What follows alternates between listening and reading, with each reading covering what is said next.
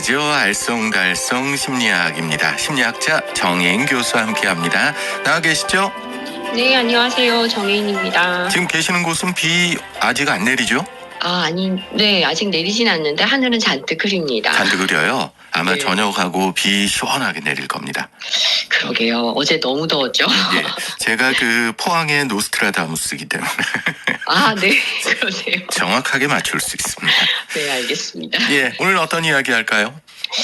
오늘은 저희가 저번 주에 스트레스에 대한 이야기를 나눴었는데요. 네. 스트레스도 무조건 나쁜 것이 아니라 이로운 측면이 있다는 이야기를 했었는데 아마 기억하실 겁니다. 그렇죠? 네, 근데 혹시 스트레스에도 이로운 것과 그렇지 않은 것이 있는 것처럼 사람들에 따라서도 달라지지 않을까?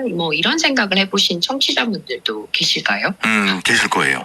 그렇죠. 예. 제가 이런 질문을 드렸다는 건 이것에 대해서 말씀을 드리고 싶기 때문일 거예요. 그렇죠. 그래서 오늘은 스트레스에 대처하는 능력인 사람에 따른 자아 탄력성에 대해서 이야기 나눠보려고 합니다. 그러니까 사람마다 똑같은 스트레스의 환경이라도 더 많이 받는 사람이 있고 덜 받는 사람이 있고 그럴 거 아니에요. 그렇죠. 거기에 네. 대처하는 능력을 자아 탄력성이라고 하는 겁니까?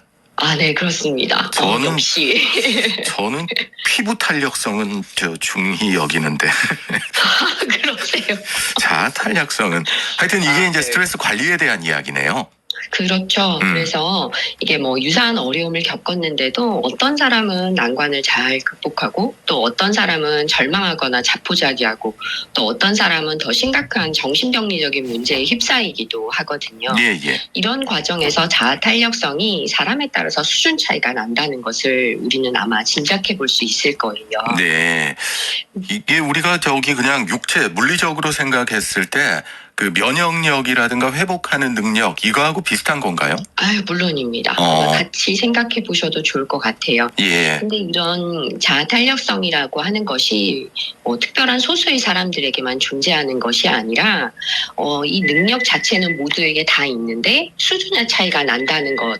그리고 이 차이가 어떻게 발생하게 되었는지 의문을 갖게 만들긴다는 거예요. 네네. 그래서 해당 부분에 대해서 우리가 연구해보는 것을 찾았어요. 그래서 제가 오늘 이 부분에 대해서 좀 많이 옛날에 시작된 것이긴 하지만 1954년에 시작된 카우아이 섬 정단 연구를 하나 소개를 해볼까 합니다. 카우아이 섬이 그 하와이에 있는 섬 말씀인가요? 역시 지리적인 면에서도 아주 출중하신데요. 쓸데없는 것만 알고 있습니다. 네, 맞아요. 이게 연구가 어떤 겁니까? 하와이에 있는 이 자그마한 섬들 중 하나가 이 연구 대상으로 선정된 것은 여기가 매우 열악한 사회경제적 환경을 가지고 있다는 것과 그리고 섬에서 태어난 사람들 대부분이 성인이 되어서도 계속 그 섬에 살아서 인구 유동성이 적다는 것이었어요. 그래서 변화가 별로 없는 차단된 공간이라는 표현이 아마 맞을 듯한데요. 연구진이 이곳에서 이 사람들을 대상으로 해서 이제 이 자아 탄력성이라는 것에 대한 연구를 시작한 거죠. 예, 주축이 된 사람은 미국의 심리학자 에미 워너 그리고 소아과 의사, 정신과 의사, 사회복지사들이었어요.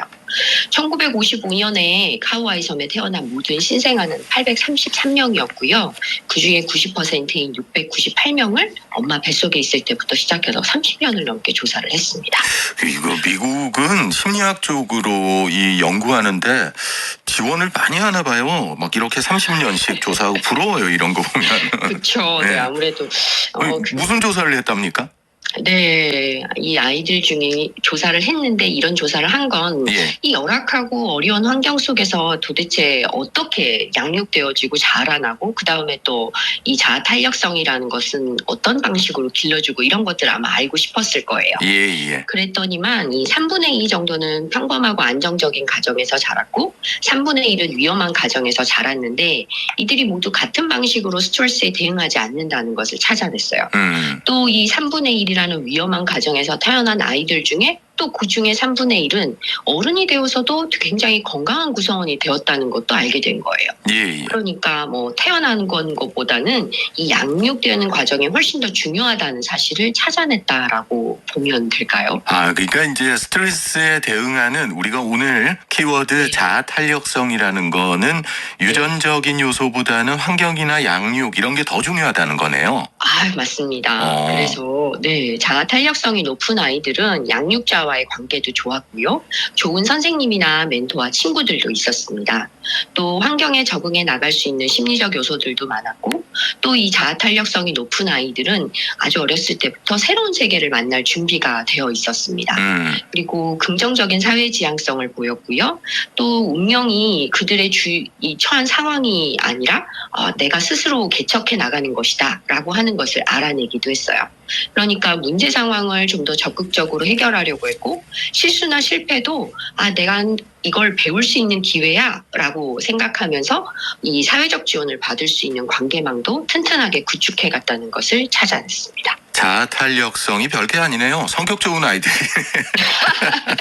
네, 뭐 그렇게 생각해 보실 수도 있을 것 같습니다. 아니 근데 이렇게 자아 탄력성이 높은 친구들이 보니까 말씀하신 걸 쭉 들어보니까 어려운 환경이건 뭐 좋은 환경이건 환경에 대하는 방법이 좀 다른 것 같아요. 낮은 아이들보다는요. 물론이죠. 내가 이것을 견뎌낼 수 있는 능력이 있다라고 생각하게 되면 이거는 내가 관리할 수 있다라고 하는 것이고, 이건 또 내 노력 여하에 따라서 내가 어떤 환경에 처해 있는가 보다는 내가 이것을 만들어가는 것이다. 내가 이 환경을 어떻게 다루는 것이다. 이런 것에 대해서 더 중요하게 생각을 하고 있고요. 그리고 또 이것을 내가 얼마든지 도전할 수 있다라고 생각하는 것이라고 보면 좋을 것 같습니다. 그러니까 지금 자아 탄력성이 다른 뭐 여러 가지도 있겠지만은 가정교육이라든가 가정의 환경이 굉장히 중요하겠다 이런 생각이 뜬금없이 들었어요. 들었는데. 뜬금없지 않으시고요. 제가 오늘 이 이야기를 가져온 또 다른 이유 중에는 내가 어떤 환경에서 태어났으니까, 내가 지금 이 환경이 별로 건강하지 못하니까 나는 뭐 실패할 거야 라던가 내가 이런 상황에서 뭘 해낼 수 있을까라는 생각에 대해 좀 다르게 생각해 볼 수 있는 내 안에 또 다른 힘에 대해서 말씀드리고 싶었습니다. 그러게 저 자아 탄력성 낮은 것 같아요. 키워주십시오. 방법 가르쳐 주십시오. 네, 제가 방법을 좀 몇 가지를 알려드리고 싶은데요. 첫 번째는 긍정적으로 자기 대화하기를 좀 말씀드려보고 싶습니다. 스트레스 상황에서도 나 스스로 할 수 있어, 나 한 번 더 해보자 하면서 나에게 격려와 지지를 주는 메시지를 끊임없이 나에게 스스로에게 이야기를 해주는 겁니다. 그러니까 나만의 메시지를 만들어 보는 거죠. 이런 나만의 메시지를 만드는 것은 내가 이런 거 어떻게 해? 이런 거 할 수 있겠어? 하는 것과는 전혀 다른 어떤 맥락인 겁니다. 알겠습니다. 오늘 집에 가서 책상 위에 난 할 수 있어 적어놓겠습니다. 두 번째 방법은요? 네. 일단 사회적인 지원 체계를 잘 활용하는 것이 굉장히 중요한데요. 아까 좀 전에 이런 말씀 주셨어요. 성격 좋은 아이군요 라는 표현을 쓰셨는데요. 내가 어떤 사람들과 소통할 수 있는지 이 관계를 바탕으로 지원받을 수 있는 체계를 잘 만들어가는 것입니다. 나에게 어떤 어려움이 있는데 이 어려움에 대해서 다른 사람과 공유한다는 것은 그냥 단순히 다른 타인으로부터 이해받는 것이 아니라 내가 받을 수 있는 도움이 무엇이 있는지, 또 다른 사람들은 어떻게 생각하고 있는지, 이런 것들에 대한 조언을 받아들이는 태도를 가지는 것을 말합니다. 나는 할 수 있다고 내 스스로 나에게 이야기를 하고 그 다음에 이제 주변으로 확장을 시켜야 되겠네요. 이것도 제가 방송 끝나고 우리 PD 작가 기술 감독에게 잘하겠습니다. 세 번째는요?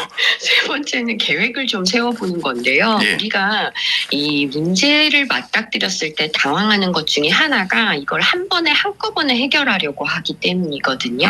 그래서 문제를 해결할 때 이걸 한 번에 한꺼번에 해결하는 것이 아니라 조금 더 부분으로 나누고 작게 단계적으로 해결해 보려고 하는 거예요. 그러니까 목표를 조금 잘게 만들어서 내가 달성하고 성취하는 경험을 하는 거죠. 그러니까 우리가 로지컬한 이게 논리적인 생각을 한다는 것도 중요할 것 같아요. 그죠? 물론입니다. 네, 중요할 것 같네요. 이 끝인가요? 아닙니다. 두 네. 가지가 더 있는데요. 예, 네 예. 번째는 자기관리하기입니다. 스트레스 상황에서는 사실 우리가 적절한 휴식과 여가 활동을 하라는 얘기를 굉장히 많이 듣기는 하는데요. 이런 휴식과 여가 활동이나 재충전이라고 하는 것이 모두 다 사치스럽게만 느껴지거든요. 네. 그런데 이것을 억지로 좀 확보해 두어야지 환경에 내몰리지도 않고 자기 관찰을 할 수도 있고 돌봄을 할 수 있다라는 말씀 드리고 싶고요. 네. 그리고 마지막으로도 이렇게 네 가지를 다 했는데도 불구하고 내가 못하는 것들이 생깁니다. 그럴 때에는 주저하지 말고 전문가의 도움을 좀 받기를 말씀드리고 싶습니다. 예전과 달라져서요. 내가 전문가의 도움을 좀 받는다고 해서 너무 나약해지거나 보잘것없는 존재가 아니라 훨씬 더 내 나름대로 또 다른 관계망과 또 다른 지원 체계를 확보할 수 있다는 것에 대해서 좀 생각해 보셨으면 하는 것이 제 마지막 당부입니다. 그러게요. 우리는 왜 이 정신적인 어떤 이유로 전문가 만나는 걸 참 꺼려하는 문화가 계속 있었잖아요. 네, 맞습니다. 요즘은 이럴 필요 없는데 저야 저하고 우리 스튜디오 1035 청취자분들이야 정혜인 교수 최고의 전문가가 있으니까 이건 해결된 것 같아요. 아유, 네, 감사합니다.